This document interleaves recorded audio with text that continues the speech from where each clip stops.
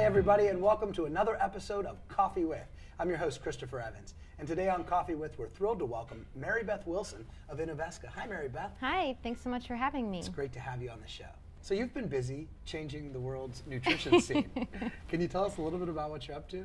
Yeah, so I finished grad school at Carnegie Mellon last year and started a company called Innovesca to commercialize research that I started developing during my graduate studies. And so Innovesca is a food innovation company, and we transform underutilized plants into natural ingredients with optimized nutrition. That's amazing. What kind of ingredients are involved with it? So we look to source plants that aren't used but are nutrient dense. So our first product is based on a plant called amaranth. The grain of amaranth is known as a gluten-free grain. It's gaining popularity in the U.S. as an ancient grain, kind of like quinoa, but the leaves of amaranth are highly nutritious but aren't used to capacity. Amaranth leaves are high in lutein and beta-carotene for eye health, calcium, iron, manganese, a host of vitamins and minerals. All natural. All natural. Well, all natural foods and sustainability are pretty hot topics around the world right now. Is that helping your go-to-market message? Yeah, absolutely. So we are capitalizing on the trend that consumers are driving, shifting from synthetic ingredients to demanding all natural ingredients and natural products. Yeah, people are wanting packaged foods that are easy and on the go, but they also want natural foods. So the trends are, ingredients you can pronounce, as few ingredients on the label as possible.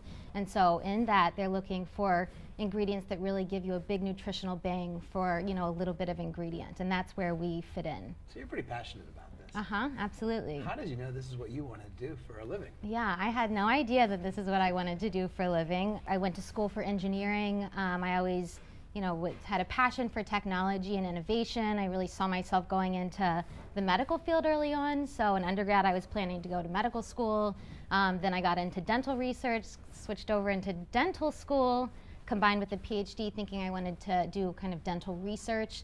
Then I thought that dentistry wasn't for me, and I pivoted again and went back to Carnegie Mellon for a PhD in biomedical engineering, always looking at kind of like biological materials and tissue engineering organs, and I thought I would do academics, so get my PhD, go do a postdoc, go get a faculty position, and continue teaching, mentoring students, and pursuing research that I'm passionate about. And so this idea behind Innovesca kind of came up from nowhere. So the name Innovesca, that's a pretty cool name. What's it mean? How did you get to that? So Innovesca stands for food innovation. ESCA is the Latin root for food, and so combining the words innovation and ESCA, that's where the name Innovesca was born from. Carnegie Mellon's reputation is known around the globe. It's an incredible school and amazing programs. Have you found other resources in the region to be helpful, and if so, how? Yeah, definitely. So we have gotten a lot of help from local organizations that help to foster early stage company growth. Upon finishing grad school last year, we headquartered Innovesca at Startup Town, which is a local co-working space in the Uptown neighborhood. So that's been a great resource to connect with other early stage companies and learn from them. And then also being located in the Uptown neighborhood, Urban Innovation 21 has been an incredible support organization for the company. We participate and benefit from their intern program, in which they fund interns from local universities also in this area, such as Duquesne University, Point Park, and so we've gotten some great students involved and have actually transitioned one to full-time from that program. We also won Urban Innovation 21's grant competition this summer, which provided some funding for the company to allow us to hire people. So we've definitely gotten some great local resources. That's fantastic. So in addition to helping solve this problem, you're actually creating jobs and combating poverty.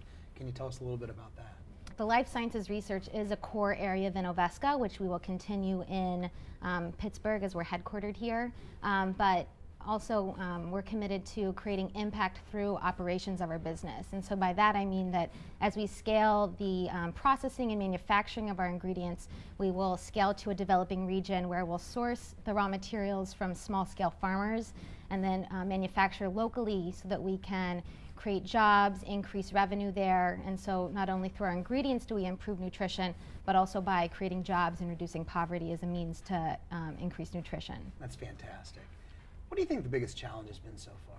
I think one of the biggest challenges is prioritizing. I think in starting a company with few people and limited resources, there's a lot of things to tackle though, from legal things to accounting, figuring out how to hire people and taxes, and we're dealing with a complex supply chain and also trying to do the R&D and develop our products. So there's a lot of balls in the air, and so I think that it's really always kind of re-strategizing. I think that we find ourselves having meetings to tackle strategy over and over so that we really are prioritizing and focusing on what to achieve and taking it one step at a time. Where would you see the business in 2 years? In 2 years, we will have scaled production in the U.S. first, so that we're producing a product at a commercial scale, which is being sold to customers in the U.S. And then we are, have established a successful business around that. We're ready to scale globally, and so we will have in 2 years scaled our manufacturing in southern Mexico, in rural southern Mexico, Oaxaca,